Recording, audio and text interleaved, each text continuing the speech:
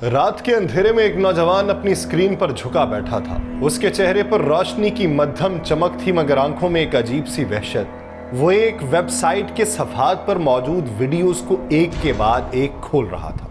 कोई रेलगाड़ी के नीचे कुचला जा रहा था तो कहीं किसी को जिंदा जलाया जा रहा था, और कुछ लम्हों के लिए उसके होंठों पर हल्की सी मुस्कुराहट आती, जैसे ये सब उसके लिए महज एक आम तफरीह बन चुका हो। ये कोई मामूली वेबसाइट नहीं थी, बल्कि एक ऐसा डिजिटल जहन्नुम था जहां इंसानों की आखिरी सांसें कैद थीं, जहां कत्ल, खुदकुशी और दहशतगर्दी के मनाजिर दुनिया के किसी भी कोने में बैठे लोग सिर्फ एक क्लिक में देख सकते थे। कुछ के लिए महज तजस्सुस था, मगर कुछ के लिए ये एक खतरनाक लत बन जाती थी, ऐसी लत जो उन्हें हकीकी जिंदगी में भी खून बहाने पर मजबूर कर सकती थी। बर्तानिया के 19 साला निकोलस प्रॉस्पर को देखें, जो अपनी मां और 2 बहन भाइयों का कातिल निकला। वो उसी वेबसाइट का मेंबर था जहां स्कूल शूटिंग्स की वीडियो, सफाक कातिलों की कहानियां और तशद्दुद की तरगीब देने वाला मवाद खुलेआम दस्तयाब था।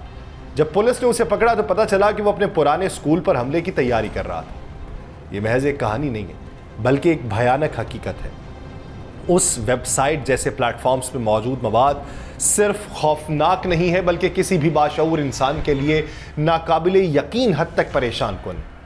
सवाल यह है कि क्या बरतानिया में नाफिज होने वाला ऑनलाइन सेफ्टी एक्ट इस डिजिटल जहन्नुम के दरवाजे को बंद कर पाएगा, या फिर हम किसी और निकोलस प्रॉस्पर के मंजर-ए-आम पर आने का इंतजार करेंगे।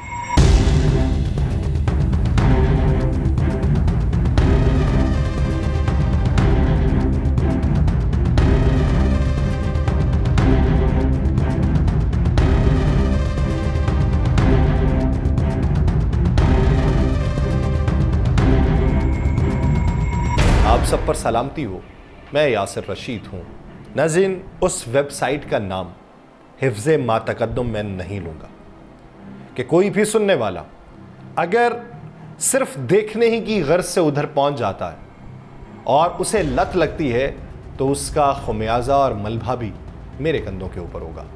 ये एक ऐसी वेबसाइट है जिसके साए में मौत की कहानियाँ बिकती हैं, जहाँ दुख और तकलीफ़ को महज एक तफरीही मवाद के तौर पर पेश किया जाता है। हाँ, अगर कोई ये चाहता है कि वो इस वेबसाइट को ब्लॉक करवाना चाहता है तो इसलिए उसे वेबसाइट का नाम चाहिए, और कानूनी मंजरनामे पे वो अहम इकदाम उठाना चाहता है तो फिर उसको नाम जो है वो कमेंट सेक्शन में फराहम किया जा सकता है। बरतानिया में मुतअद्दिद गमज़दा ख़ानदानों ने ऑफकॉम से अपील की है कि वो उनके प्यारों की आखिरी लम्हात की वीडियोज़ को फैलाने वाली उस बेरहम वेबसाइट के ख़िलाफ़ कार्रवाई करें, जिसके लाखों मेंबर्स हैं और जो हर रोज़ तशद्दुद और सफाकी की नई दास्तानें सामने ला रही है। ये वेबसाइट सिर्फ आम मुजरिमान की नहीं है, बल्कि स्कूल शूटिंग्स, दहशतगर्दाना हमलों में मुलव्वस अफराद की पनाहगाह भी रही है। एक तहकीकात में इंकशाफ हुआ कि इसके सारिफीन में वो लोग शामिल हैं जो माजी में अपने स्कूल्स में फायरिंग जैसे संगीन जराइम में मुलव्वस रह चुके हैं।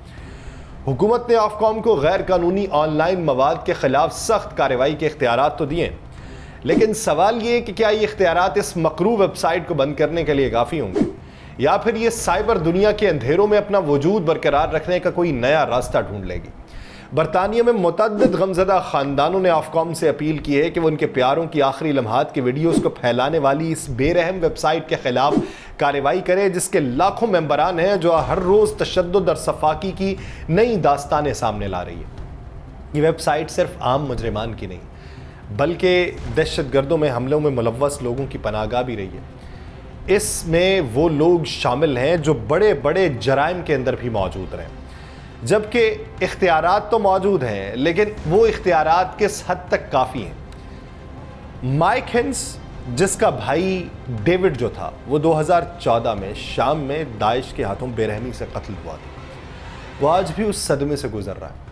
उसके लिए ये दुख और भी बढ़ जाता है जब वो देखता है कि उसके भाई की सफाकाना मौत की गैर सेंसर शुदा वीडियो जो है वो अब भी उस वेबसाइट के ऊपर मौजूद है, जहां किसी भी उम्र के अफराद उसे देख सकते हैं। वेबसाइट की इंतज़ामिया ये कहती है कि वो ऑफकॉम की दरख्वास्तों पर इंतहाई गौर करेगी, मगर माइक हेंस जैसे मुतासरीन के ये अल्फाज बेमानी है। उनका कहना है ये वेबसाइट खौफनाक और नाकाबिले बर्दाश्त है, और सबसे बड़ा अलमिया यह है कि बच्चों को भी इस लर्जा खेज मवाद तक रसाई हासिल है, क्योंकि उम्र की हद पर कोई सख्ती से अमल दरामद नहीं किया जा रहा।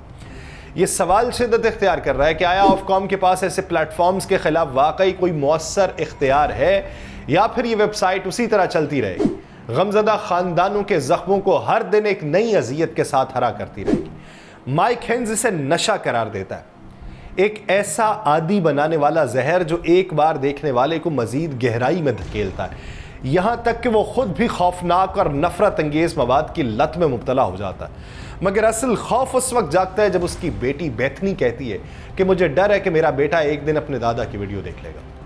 यह सिर्फ एक ख़ानदान का दुख नहीं है, ये एक इज्तमाई सानहा है जहाँ इस वेबसाइट पर मौत, अजियत और सफाकियत को एक अजीब कशिश दी गई, जहाँ जिंदा जलाए जाने वालों की चीखें, ट्रेन के नीचे कुचले जाने वालों के मनाजिर और इंतहा पसंद गिरोहों के सफाकाना मजालिम को वीडियो की सूरत में आम किया जाता है।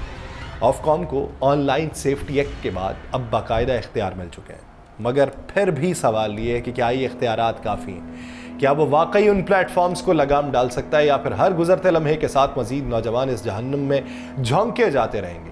माइक हेन्स का मुतालिबा है कि हर सेकंड जो हम इस साइट को बंद करने में ताखीर करते हैं, हम अपने नौजवानों को खतरे में डाल रहे हैं। अब देखना यह है कि हुकाम इन चीखों को सुन पाएंगे या ये वेबसाइट इसी तरह जिंदा रहेगी, मौत बेचती रहेगी और मासूम आंखों को हमेशा के लिए वीरान करती रहेगी। ऑनलाइन सेफ्टी एक्ट के नफाज के बाद बरतानिया के रेगुलेटर ऑफकॉम के पास कानूनी इख्तियारात हैं।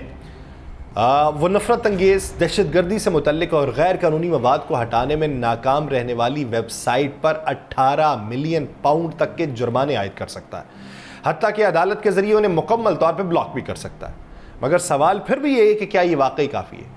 नज़रिया ये है कि तमाम वेबसाइट्स को एक मौसर निज़ाम मुतारिफ कराना होगा जहाँ ये यकीनी बनाया जा सके कि गैर कानूनी मवाद फौरी तौर पर हटाया जाएगा। मौसम गर्मा तक उम्र की हद के नफाज के लिए सख्त कवानीन भी लागू किए जाएंगे ताकि बच्चों को ऐसी अजियतनाक और पुरतशद्दुद मनाजिर देखने से रोका जा सके। लेकिन फिर भी नाकदीन को शुबा है कि कानून साजी अब भी कमज़ोर है, और सबसे अहम बात यह कि ऑफकॉम हर प्लेटफॉर्म पर नज़र रखने में कामयाब भी होगा या नहीं। डिजिटल दुनिया की पेचीदगियां और हज़ारों वेबसाइट्स के पेचीदा नेटवर्क में क्या एक रेगुलेटरी बॉडी वाकई हर कोने तक पहुंच सकती है?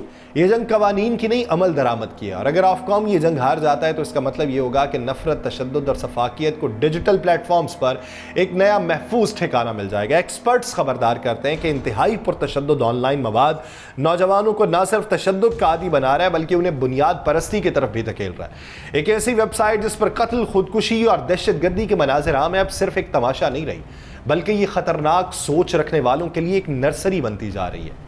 कई मारूफ ऑनलाइन इंतहा पसंदों को बेनकाब बहुत सी तहकीकात कर चुकी हैं, जिनमें 2 ऐसे नौजवान भी शामिल हैं जो हालिया अमरीकी स्कूल शूटिंग में मुलव्वस रहे। विस्कॉन्सिन में नटाले रॉकनो, जिसने दिसंबर में अपने कदामत पसंद क्रिश्चियन स्कूल में 2 अफराद को मारा था और 6 को जख्मी किया था, और टेनेसी में सोलोमन हेंडरसन, जिसने जनवरी में स्कूल कैफेटेरिया में फायरिंग करके एक तालिब इल्म की जान ली थी।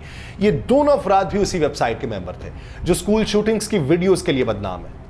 क्या स्क्रीन के पीछे छुपा ये डिजिटल जहर ही उनके हाथों में बंदूक थमा रहा था? और अगर ऐसा है तो महज ये एक वेबसाइट का मसला नहीं बल्कि एक बढ़ता हुआ समाजी बहरान है। इंटरनेट पे हर चीज़ मिल जाती है, लेकिन कुछ चीज़ें ऐसी होती हैं जो सिर्फ खौफजदा नहीं करती बल्कि इंसानियत पर सवालिया निशान लगाती। अब एक ऐसी वेबसाइट जिस पर कत्ल, खुदकुशी, इंतहा पसंदी, पुरतशद्दुद वीडियोज़ मौजूद होने के इल्ज़ामात हैं, तो वो तो ख़तरनाक मुजरिमों की पनाहगाह है। बरतानिया में 19 साला निकोलस प्रॉस्पर ने अपनी मां और 2 बहन भाइयों को कत्ल करने का इतराफ़ किया था। वो भी इसी वेबसाइट का मेंबर था। पुलिस ने जब उसे गिरफ्तार किया तो उसके पास से एक शॉटगन और 30 कारतूस बरामद हुए थे, और शवाहिद से मालूम हुआ था कि वह लुटन में अपनी प्राइमरी स्कूल पर हमले की भी मनसूबाबंदी कर रहा था। ये गमज़दा ख़ानदानों के लिए भी मुस्तकिल अजियत है। 33 साला नेथन ऑडिनसन, जो एक तजर्बाती स्काई ड्राइवर है, थाईलैंड में अपनी जान से हाथ धो बैठा था। उसके पैराशूट ने काम नहीं किया था और किसी ने यह हौलनाक मंजर कैमरे में कैद कर लिया। वही वीडियो बाद में उस वेबसाइट के फॉलोइंग सेक्शन में डाल दी गई। नेथन के भाई ने कहा, यह हैरान कुन है कि लोग किसी की मौत को शेयर करने के लिए इस हद तक बेहिस हो जाते हैं। अयान प्राइस की वीडियो, जो कुत्तों के हमले में मारा गया, उसकी वीडियो भी इस वेबसाइट पर मौजूद है। हुक्काम के लिए सबसे बड़ा चैलेंज ये है कि यह डेथ वेबसाइट अमेरिका में रजिस्टर्ड है और इसके मालिक और मुंतजमीन मुकम्मल तौर पर गुमनाम है। ऑफकॉम ने सख्त कार्रवाई का इंदिया तो दिया है, लेकिन क्या बरतानिया की नई ऑनलाइन सेफ्टी एक्ट ऐसी वेबसाइट के खिलाफ वाकई कुछ कर पाएगी, या फिर महज से इंतजार करते रहेंगे जब तक कोई और नौजवान स्क्रीन के पीछे बैठकर अगले कत्ल की वीडियो देखने के बाद बंदूक न उठा ले? देखते हैं कि इस पर क्या एक्शन होता है। मुझे दीजिए इजाज़त। अल्लाह निगहबान।